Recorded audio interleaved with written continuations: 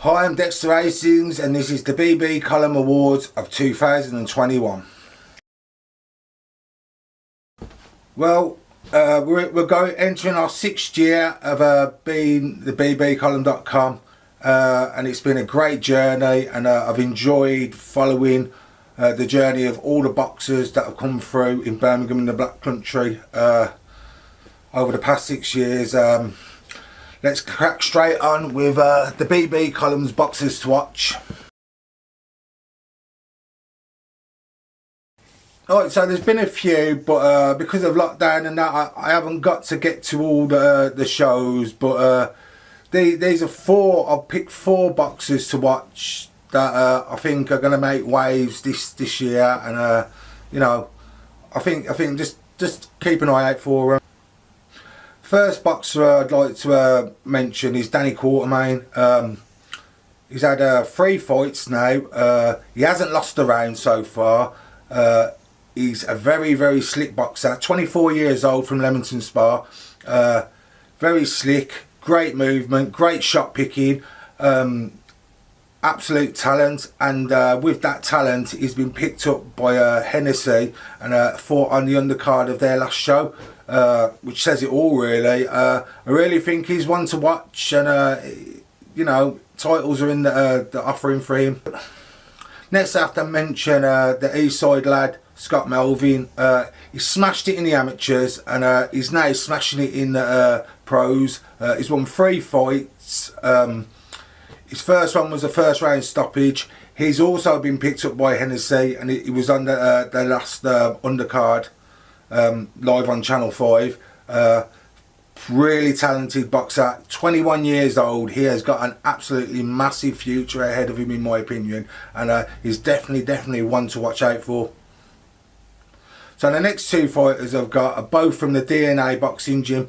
Yeah, they both had hard debuts against Josh Hodgins, who's a very tough journeyman who comes forward and he gives people a scrap, and they dealt with him well and got through it and won the fights. But it was their second fights that really put the seal of approval on for me. We'll start off with Elliot Sow, who honestly boxed really well against a very unpredictable and tough opponent.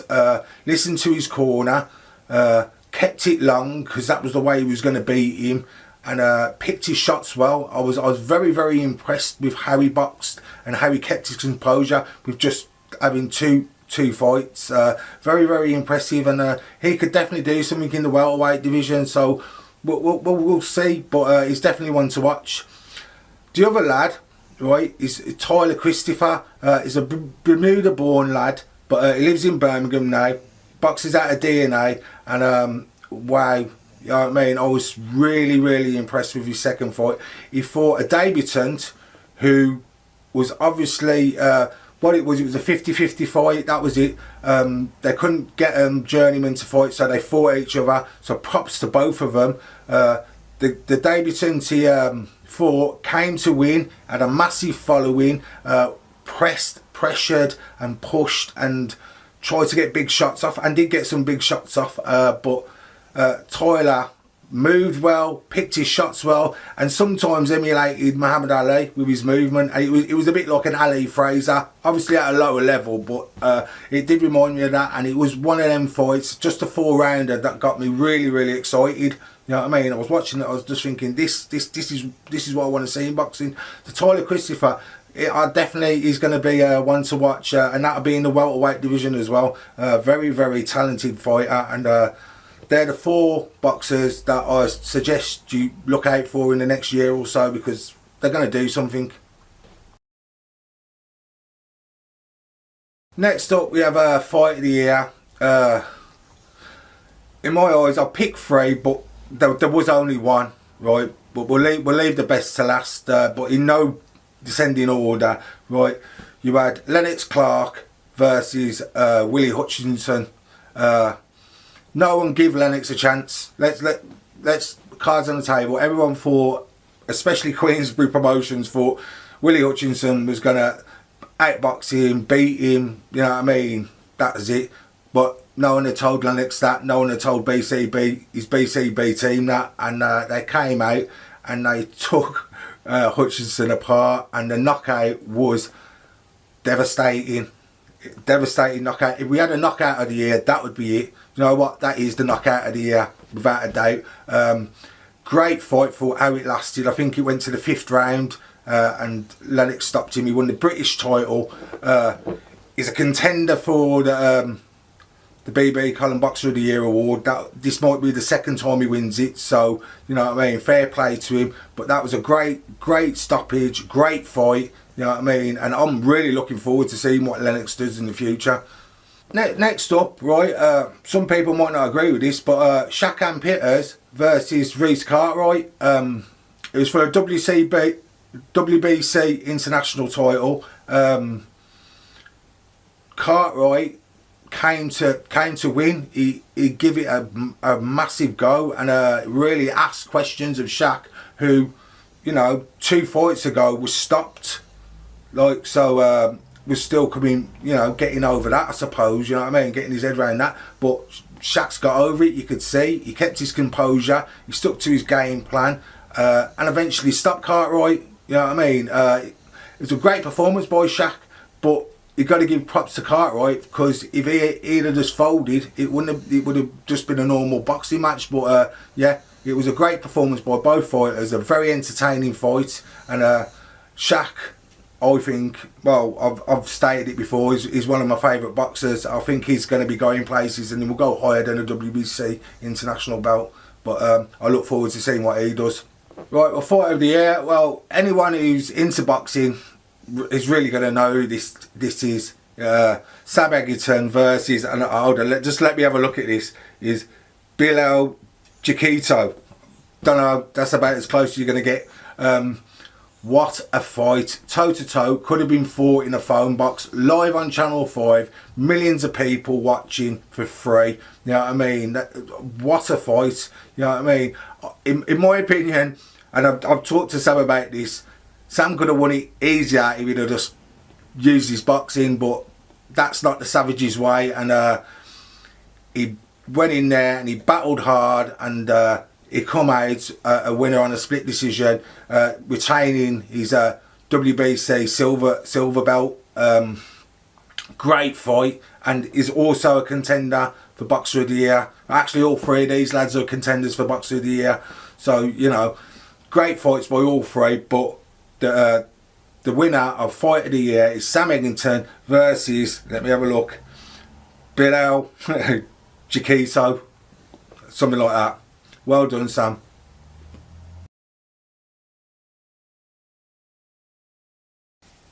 Right then, Boxer of the Year. I've narrowed it down to 5, but obviously there can only be 1. We got Sam Eggington, we got Lennox Clark, we got Shakan Pitters, we got Liam Davies, we got Ijaz Hamid. All 5 of them have got a massive shout to win this, but obviously I have to pick one of them. Great performances by all of them, belts won by all of them as well. Let's go Lennox Clark, was crowned British champion, great knockout, great stoppage.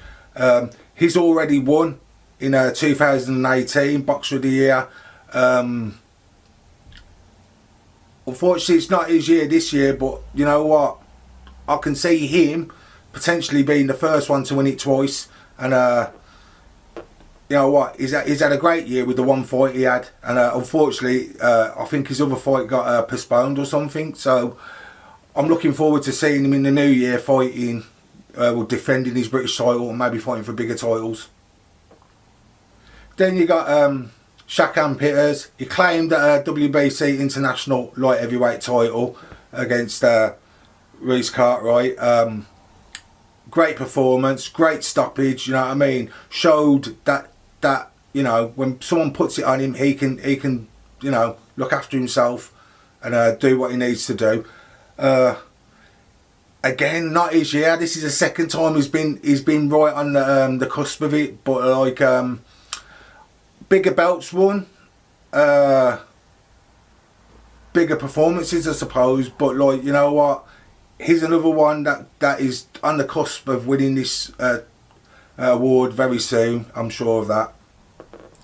Next up we have Liam Davis. I really like this geezer. Honestly, I really think he's going places. He's got the English title.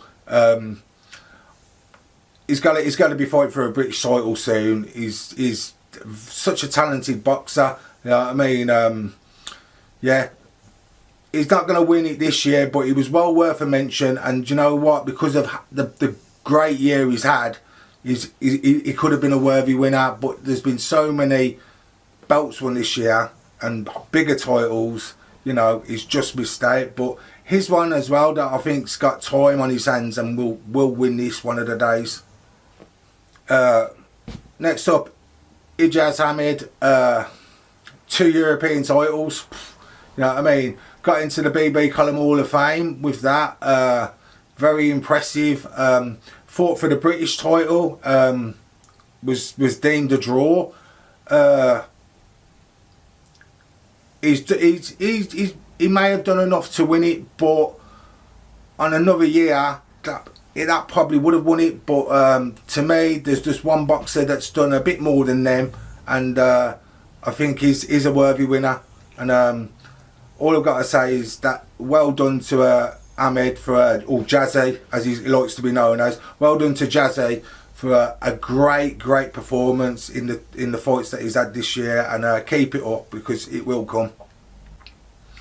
So we come to the winner, and by elimination, I think you know who the winner is. Yeah, the Savage, Sam Eggington, moved over to Hennessy Sports. He's topping the bill again. He's getting a massive following because of it's free on Channel 5, and yeah, he's producing absolutely cracking fights. This year he won the WBC silver belt, and then went on defended it in the fight of the year. You know what I mean? He's really showing that he ain't done yet. You know what I mean? And I can honestly see a world title coming for him next year. I think the WBC silver belt, middleweight as well, is, you know, the step before the world title. So I am thinking that he will get a title shot in 2022, and we may see a Birmingham world champion again. So all I've got to say is congratulations to Sam Eggington. You are the Bbcolumn Boxer of the Year. Well done.